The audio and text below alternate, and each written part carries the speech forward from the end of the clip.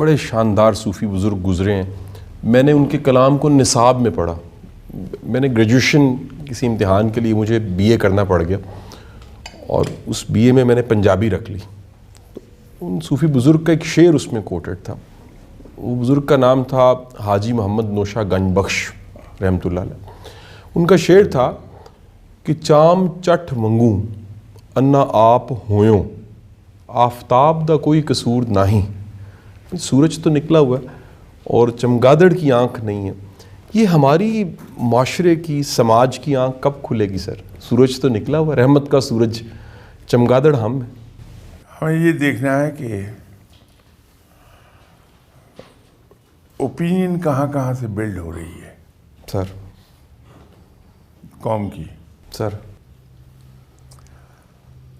ان ذرائع کے اندر ہمیں کچھ وقت لینا پڑے گا کہ آپ صرف ایک ہی ٹاپک کو لے کے نہ چلیے. 24 گھنٹے میں سے 1 گھنٹے کی ٹرانسمیشن اس کام پر بھی لگا دیں. بالکل ٹھیک ہے سر. کہ لوگوں کو روشنی دکھا دیں. آپ صحیح جی. آپ زیادہ دور مت جائیے.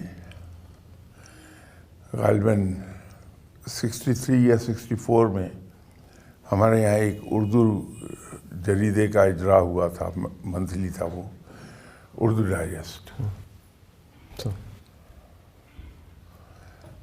65-66 میں ایک سلسلہ انہوں نے اس میں شروع کیا. نہایت خوبصورت سلسلہ تھا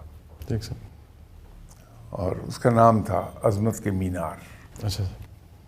میں خود پڑھتا رہا ہوں اور کیا کیا اس میں مسلمانوں کے قصے ہوتے تھے، لیکن اس میں مبالغہ آرائی نہیں تھی. وہ نکال دیا تھا انہوں نے، بڑی حقیقت کی زبان میں ذکر ہوتا تھا وہ. لیکن میں نے دیکھا کہ لوگوں کی زندگیاں بدل ڈالی تھیں اس سلسلے نے. عظمت کے مینار. عظمت کے مینار سر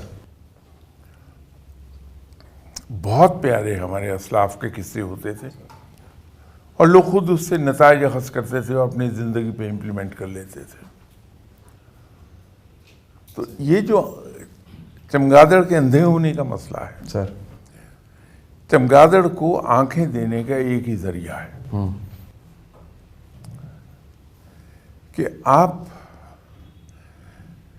انڈائریکٹ قسم کی نصیحت میں جائیے. سر ڈائریکٹ نصیحتوں سے نکل آئیے. ویسے تو ہمارے یہاں، میں بھی انہی میں شامل ہوں ویسے، کہ ہر 5 منٹ کے بعد ہم اپنے بچوں کو ایک نہ ایک ایڈوائس ڈش آؤٹ کر رہے ہوتے ہیں وداؤٹ ریئلائزنگ کہ اس سے بچے دور بھاگتے ہیں. صحیح جی. یہ غلطی کر رہے ہوتے ہیں ہم. تو وہ ڈائریکٹ نصیحت ہے، اس سے دور جانا چاہیے. سر بہترین طریقہ یہ ہے کہ اگر میں بچوں کے ساتھ بیٹھا ہوں اور ان کے بڑے انٹرسٹ کی چیز چل رہی ہے، گفتگو ہو رہی، ڈسکشن، تو حالانکہ مجھے پتا ہے کہ نماز کی بریکٹ بڑی ہے میرے پاس، میں آدھے گھنٹے کے بعد بھی نماز پڑھ لوں گا، still I be on time. Sir تو میں فوراً کہتا ہوں کہ یار 1 منٹ میں ذرا 2 سجدے دے کے آیا. صحیح سر. چلا گیا. اس کا امپیکٹ کچھ دنوں کے بعد میں دیکھوں گا سر کہ میرے بچے میرے ساتھ اٹھ کھڑے ہوں گے کہ واہ چلیے ہم بھی نماز پڑھتے ہیں. ٹھیک ہے سر. میں نے بالکل نہیں کہا کہ میں نماز پڑھوں. آپ نماز پڑھی، اچھی بات ہے. اگر میری طبیعت ٹھیک نہیں ہے اور میرے بچے یہ کہتے ہیں کہ ابو، ہم کہہ دیتے ہیں کہ آپ سو رہے ہیں، آرام کر رہے ہیں، کہ نہیں یار یہ جھوٹ ہو جائے گا، تو 1 منٹ ان کو دروازے پہ تک لے آئیے، میں خود معذرت کر لیتا ہوں. صحیح جی. آہستہ آہستہ وہ اس بات سے دور چلے جائیں گے. سر تو یہ نصیحتوں پہ نہ جائیں ہم. سر یہ میتھڈ استعمال کر لیں، بڑے ایفیکٹو ہو جائیں گے. سر